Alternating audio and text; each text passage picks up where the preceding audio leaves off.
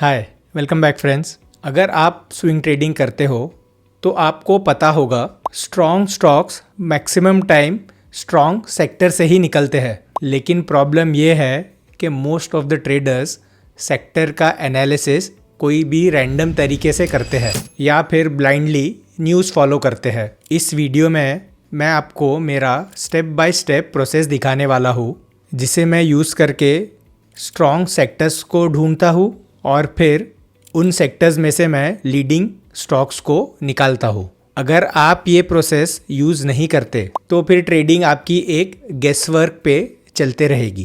कभी आपको शायद राइट स्टॉक मिल जाए और कभी नहीं मिलेगा।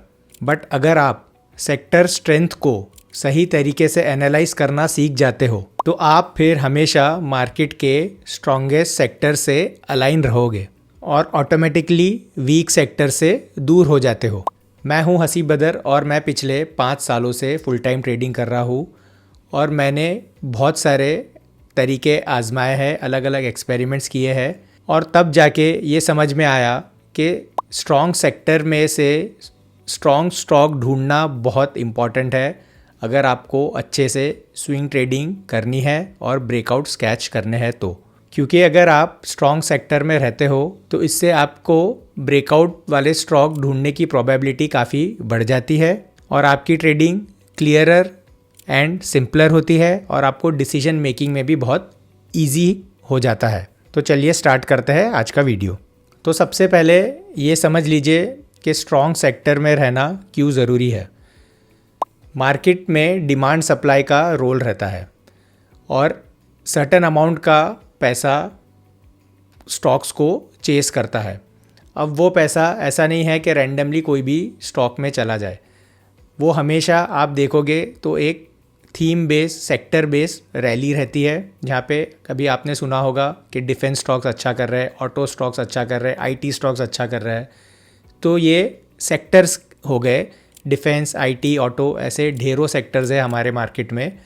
अब वो सेक्टर में से आपको पर्टिकुलरली लीडिंग स्टॉक मिलना इम्पॉर्टेंट रहता है। लेकिन सबसे पहले तो यही आएगा कि आप स्ट्रॉन्ग सेक्टर में है कि भी नहीं। आपको पता चलेगा कि मार्केट अच्छा कर रहा है, लेकिन बहुत बार ऐसा होगा कि आपके स्टॉक्स परफॉर्म नहीं कर रहे या आपको दिखेगा कि यार ये स्टॉक दौड़ गया, मुझे तो पता ही नहीं चला कि ये स्टॉक क्यों ऊपर चले गया है, मेरे पास तो ये स्टॉक कभी आया ही नहीं। और जब आपको पता चलता है तब तक बहुत लेट हो जाता है, मैक्सिमम टाइम स्टॉक्स ऊपर चले जाता है। क्योंकि इसका प्राइम रीज़न यही है कि आपको ये नहीं पता कि कौन से सेक्टर में आपको रहना है।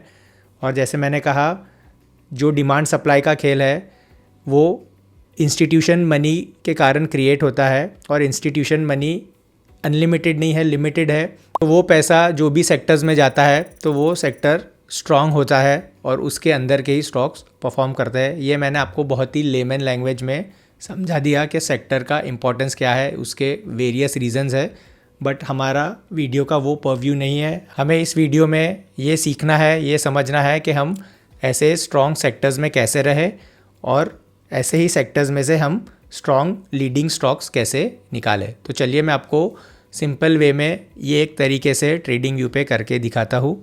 और मैं आपको ये भी बता दूं कि ये भी मैंने अलग अलग तरीके से सीखा है, देखा है, वीडियोस से, बुक्स से, मेंटरशिप में ये सब चीज़ें सीखी है, तब जाके ये एनालिसिस पे पहुंचा हूँ। ये कोई ऐसा तरीका नहीं है कि बहुत हिडन है, रेयर है। इस पे अलग अलग शायद वीडियोस भी होंगे यूट्यूब पे, बट दिस इज़ हाउ मैं इसे यूज़ करता हूँ। तो मैं आज आपको वो शेयर कर रहा हूँ। तो ट्रेडिंग व्यू में आपको यहाँ पे न्यू टैब ओपन करना है एंड न्यू टैब में आप क्रिएट न्यू लेआउट कीजिए।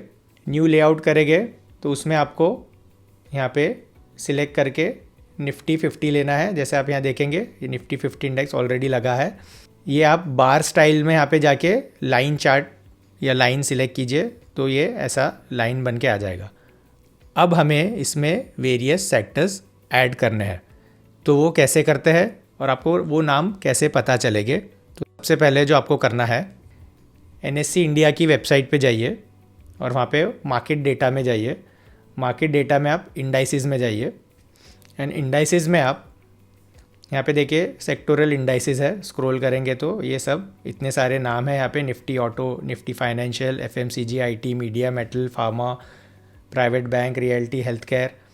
और ये सब चीज़ें इसमें है।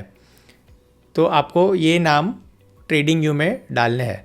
तो थोड़ा सा ये मैनुअल एक्सरसाइज है, बट वन टाइम है एंड बहुत ही इजी है और बहुत जल्दी हो जाता है। तो आप इसमें से यहाँ नाम देखिए, जैसे आपने यहाँ पे नाम देखा निफ्टी ऑटो, तो यहाँ ट्रेडिंग व्यू में गए और ये कंपेयर एंड ऐड और ऐड सिंबल का जो है उसे क्लिक कीजिए आप। अभी आप यहाँ देखिए, आपने उसे क्लिक किया तो यहाँ पे आपको टाइप करना है निफ्टी ऑटो। तो देखिए CNX ऑटो आ गया। इसे आप सेम परसेंटेज स्केल पे क्लिक कीजिए तो यहाँ पे एक लाइन आ जाएगी।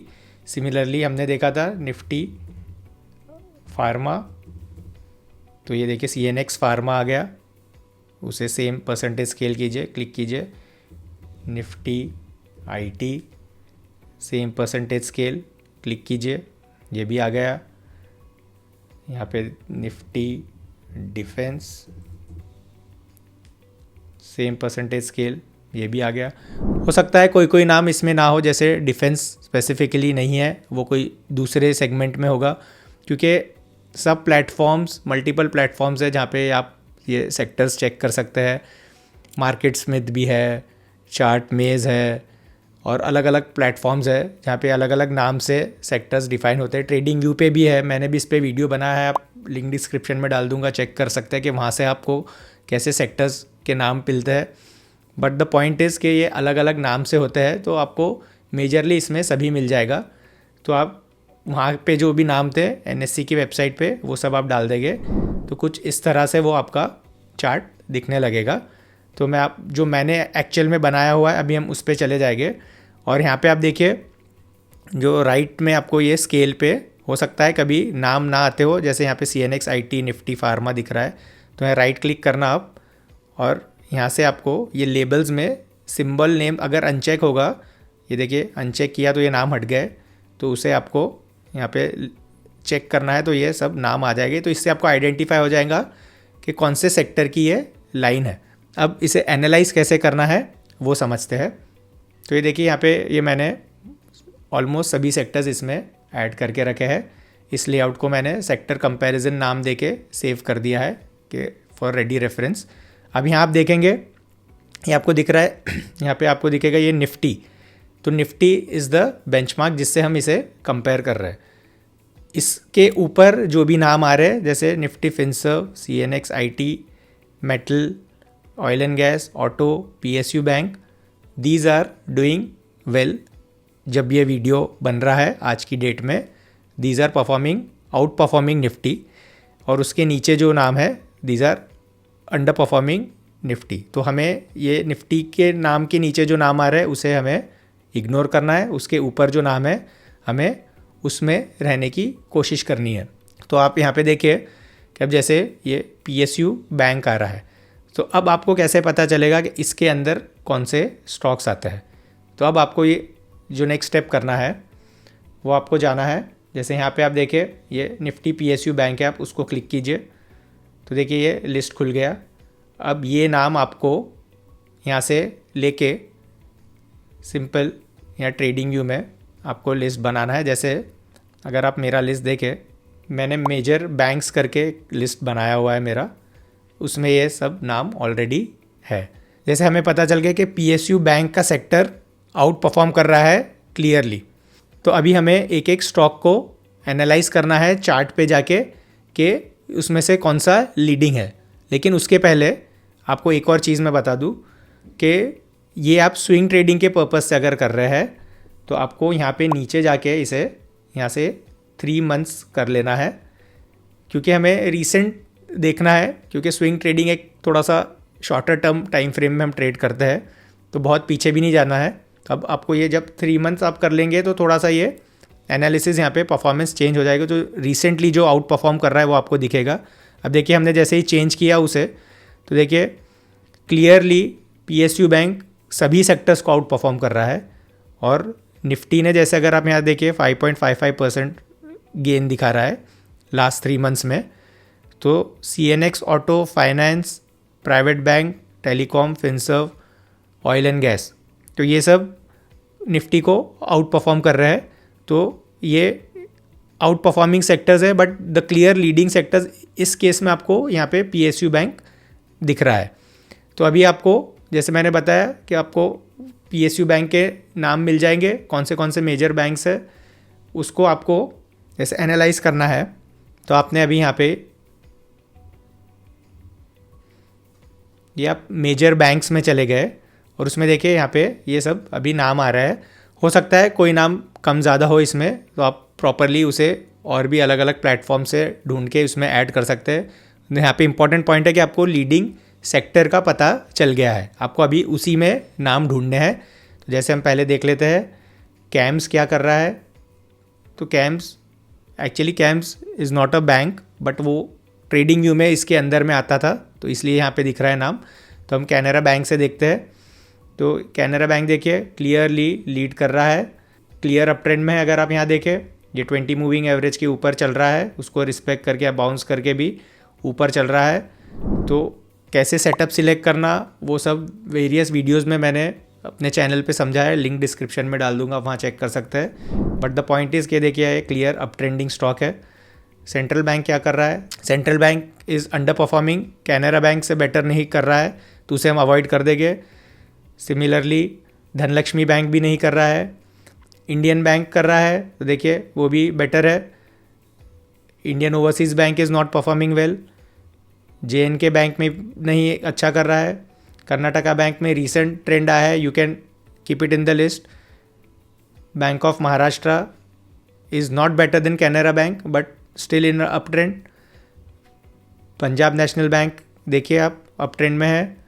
PSB is not doing well, UCO bank भी अच्छा नहीं कर रहा है, and union bank is doing well. तो आपको यहाँ पे क्लियर नाम मिल गए, Canara bank, Indian bank, Maharashtra bank, union bank, और बाकी को आपको अवॉइड करना है, आप इग्नोर कर सकते हैं। इस तरह आप लीडिंग सेक्टर के लीडिंग स्टॉक्स में आप पहुंच सकते हैं इतने सिंपल तरीके से। बहुत सारे अलग अलग प्लेटफॉर्म्स हैं जहाँ पे सेक्टर एनालिसिस होता है, तो ऐसा नहीं है कि this is the only way. ये एक तरीका है, काफ़ी सिंपल एंड ईजी है। तो आपको इमीडिएटली इन क्विक मैनर आप एक लीडिंग सेक्टर पे आप पहुंच सकते हैं। मैं आपको अभी एक उसका एग्जांपल दिखाता हूँ कि एक प्रीवियस विनर मैंने कैसे ढूंढा था सेक्टर एनालिसिस करके। तो देखिए यहाँ अगस्त में हम जाएंगे। तो देखिए हम जब अगस्त के फेज़ में गए, और माइंड यू आपको ये भी बता दूँ कि आपको यहाँ से ये डेली पे रखना है, क्योंकि हम डेली बेसिस पे चेक कर रहे हैं। ये टाइम फ्रेम ये मैंने आपको इनिशियली नहीं बताया था, तो इसे डेली पे हमें करके चलना है। तो देखिए यहाँ पे ये defence sector was out performing, हालांकि हेल्थ भी था, फाइनेंस था, हेल्थ केयर, तो डिफेंस भी काफ़ी अच्छे से आउट परफॉर्म कर रहा था। निफ्टी वाज 9% अप, तो डिफेंस सेक्टर वाज 16.39% अप। तो इसमें मेरा ये लिस्ट था एरोस्पेस डिफेंस इंडस्ट्री वाला, उसमें during that period Apollo micro systems, यही पीरियड में आप देखिए वॉज डूइंग वेल। जबकि यहाँ 20 अगस्त पे अगर आप मार्केट देखें तो मार्केट भी एक करेक्शन से बाहर आया था, और this stock was clearly showing strength.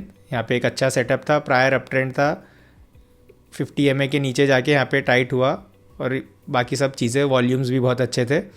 तो इस तरह इसे यहाँ सिलेक्ट किया था इस स्टॉक को, and then it perform pretty well. तो ये अगस्त 2025 की बात है, जहाँ पे इस तरह से डिफेंस सेक्टर पहले आइडेंटिफाई किया, फिर उसमें से जाके उसके में जो लीडिंग स्टॉक जो अच्छा परफॉर्म कर रहा था वो था अपोलो माइक्रो सिस्टम, क्योंकि वो करेक्शन के फेज़ में भी एक स्ट्रेंथ दिखा रहा था, and then it performed well जैसे ही मार्केट एनवायरनमेंट ईज आउट हुआ। तो इस तरह से सेक्टर एनालिसिस करके प्रॉपर स्ट्रॉन्ग सेक्टर में से स्ट्रॉन्ग स्टॉक ढूंढ के आप भी आपकी ट्रेडिंग में इम्प्रूवमेंट ला सकते हैं। तो आपको ये सब चीज़ें आपकी ट्रेडिंग में इनकॉर्पोरेट करनी है, सीखनी है और भी डिटेल वे में, तो आप मेरे से जुड़ सकते हैं tradewithhaseeb.com पे जाके। मेरा कम्युनिटी भी है PTST क्लब, आप वहाँ पे जुड़ सकते हैं। वहाँ मैं ये सब चीज़ें रेगुलर बेसिस पे शेयर करता हूँ। मेरे कोर्सेज़ भी है, PDF course, video course, links description में रहेंगे, आप चेकआउट कीजिए उसे, शायद आपकी ट्रेडिंग को हेल्प करे। और वीडियो पसंद आया है तो वीडियो को कीजिए लाइक, चैनल को कीजिए सब्सक्राइब, और कुछ भी क्वेरीज़ है तो कमेंट्स में मेंशन कीजिए, मैं सभी कमेंट्स को आंसर करता हूँ। और याद रखिए, हम हमारा नसीब खुद बनाते हैं। Thank you.